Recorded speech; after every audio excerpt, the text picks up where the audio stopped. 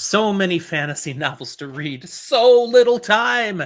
Should we all therefore be listening to the experts to decide which new books we use that precious time for? Which ones we shouldn't miss? Let's talk about that.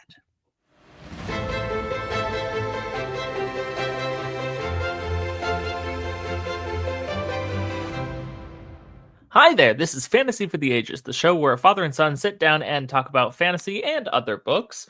I'm the son of that equation, Zach. And I'm the Father Jim. Thanks for joining us today as we're going to take some time to talk about what some people are trying to tell us are the best fantasy novels of 2024. And we have thoughts. The year 2024 has been another great year for fantasy literature, presenting readers with numerous novels to pick from, full of At least seven. at least 7, a few more than that. Novels that are full of captivating narratives, expansive world building, plot twists galore. Whether you want, the actual big boy publishers, or whether you're discovering all those indie novels that are out there, it's just amazing content waiting for you that came out in 2024, way more than any one person can read. So how do you pick which ones you are going to read? Well, for this episode, we're going to talk about some of the ones that are most recommended from 2024, now considered the best of the year.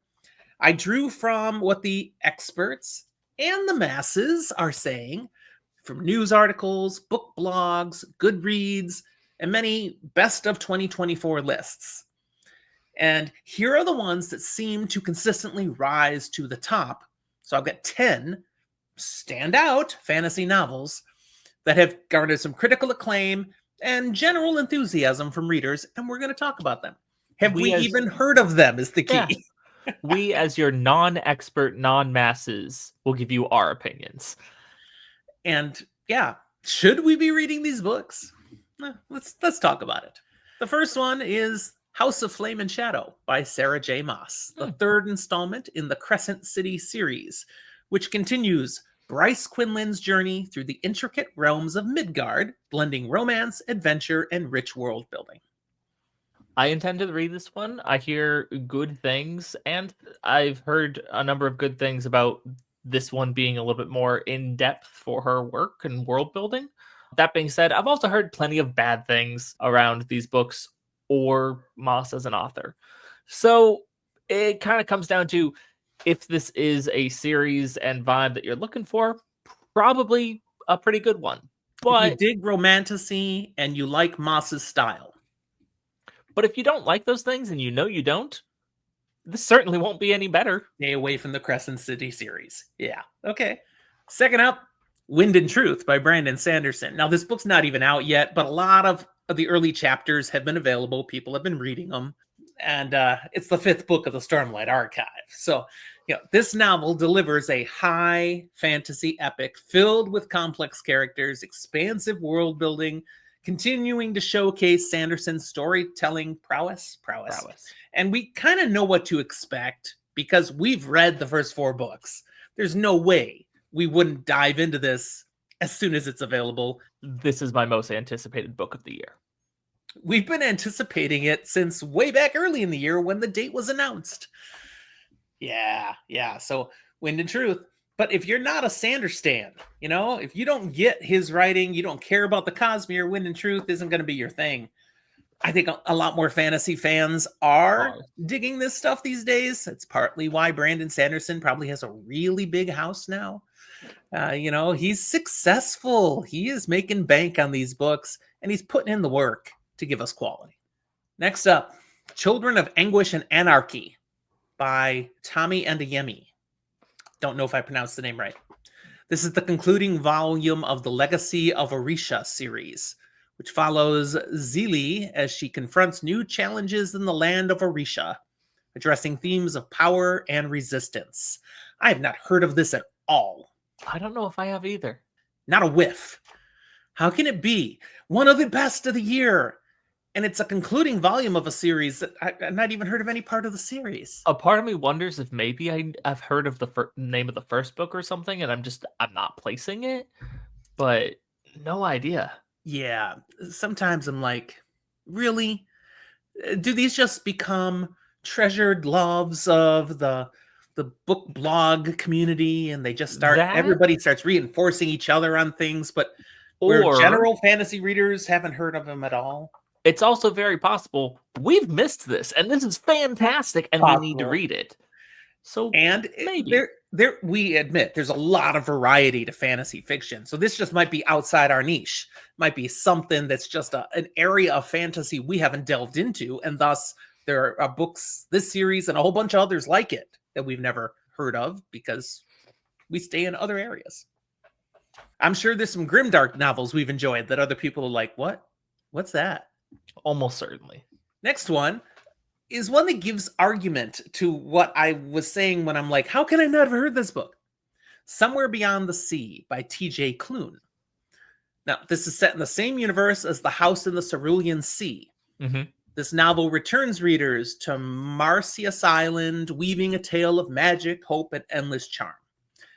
I'd not heard of this book before, but I've heard of T.J. Klune. I've heard of The House in the Cerulean Sea. And I heard that's a great book.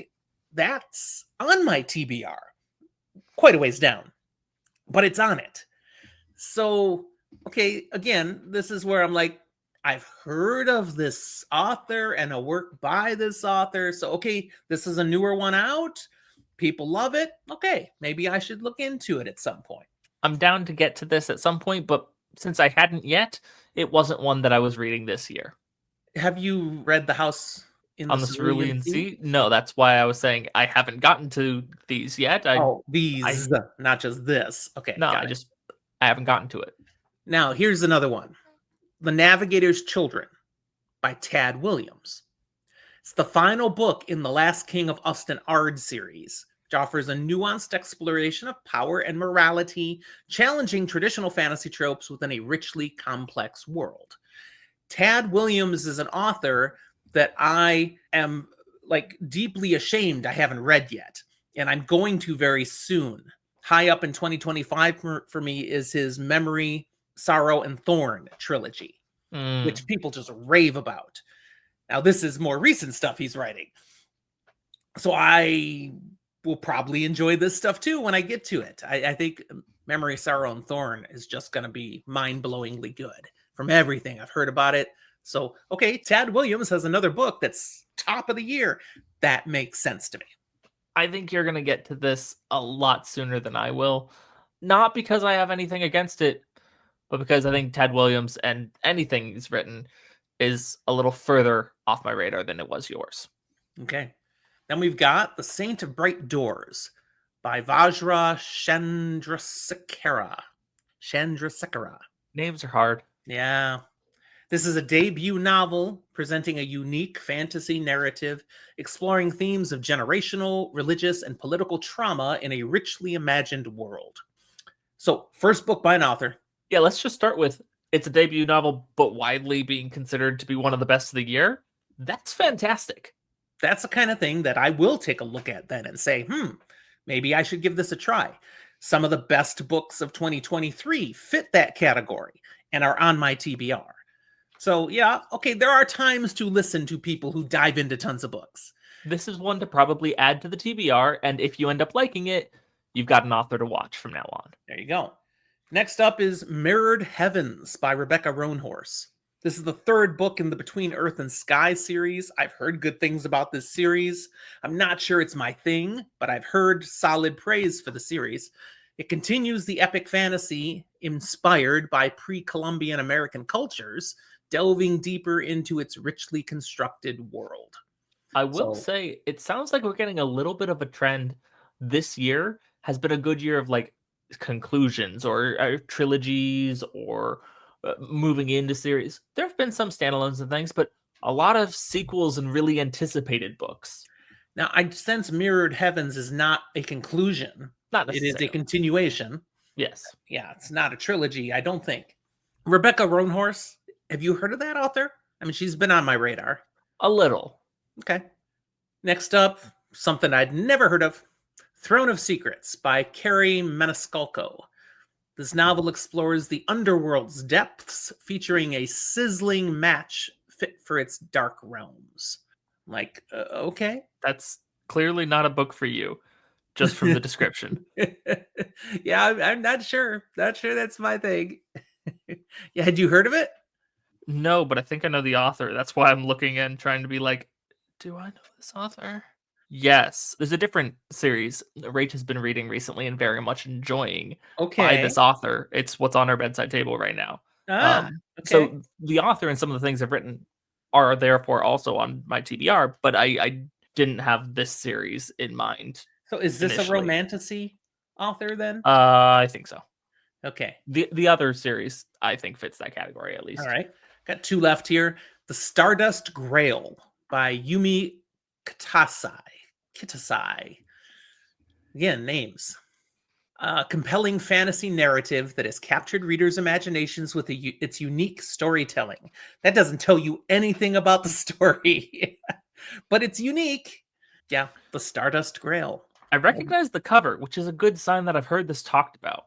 Okay. I couldn't tell you a thing about it. Yeah, I hadn't caught anything about it yet. It The looks like last, it's actually interesting sci-fi. ooh, well, good to know. The last one, at least I've heard of the author. The Bright Sword by Lev Grossman, Oh yeah. the author of the Magician's Trilogy. An Arthurian fantasy that brings a fresh perspective to classic tales, engaging readers with its inventive approach. I enjoyed the Magician's Trilogy, so when you like something from an author and then he rolls out something new, it's worth taking a look at. I'm not always the biggest like Arthurian legend fan. It's something that like I enjoy, but a lot of things that then stem from it, I'm like, eh. But I know it is a like subgenre of the fantastical that some people really love, and I have some friends who I might actually recommend this to because of that. There you go. So many of the experts believe those 10 novels represent the pinnacle of fantasy literature that was published in 2024. There's not an indie book on the list. So there is definitely a slanted leaning toward big boy publishing houses on these lists. Doesn't mean these are bad books. It does No, mean that self-publishing, it is hard to get the same level of exposure as these things do. They have whole marketing firms behind them. But each of these give you something to consider, unique narratives with complex themes that may transport you to imaginative places and help you get away from the world for a while. And you might want to. Life might be hard right now. Here's some new things you can dive into. You got any final thoughts about these books or best of 24 lists in general? nah, I'm good. I'm just living in the hype for Wind and Truth right now. I'm just waiting for it. Well, I do use such lists to try to catch new books and new authors that I might add to my TBR. I'm undetermined still on some of these. I have to explore them some more, but I'm sure at least a couple of them will find a place on my TBR. And the only worse place than being somewhere buried on my TBR is to not make my TBR. So at least you got a shot if you get on the list. Yeah, I don't know if that's a good or a bad thing anymore. Like it's a okay. My TBR Okay. is over 1,500 now. Yeah, Rookie numbers. Not even at 10,000. I'll keep working on it. All right, that's where we'll leave you then here today. If you enjoyed our conversation, give us a like and subscribe to the channel. We always appreciate that. And if you've already subscribed, thank you for being part of the Fantasy for the Ages family. And if you have any thoughts on these particular books, if there's something you'd recommend, or you want to wave us off of one of them, let us know, because we haven't read any of these yet. We want to know more about these books. Help us out. Zach's frowning. You've read one of these? No, I just had to think about that and go, have I read any of those? It's like we just went through them. I was How like, I bad don't is your think I memory did. getting? But that's it. Thanks for joining us. We'll talk to you next time.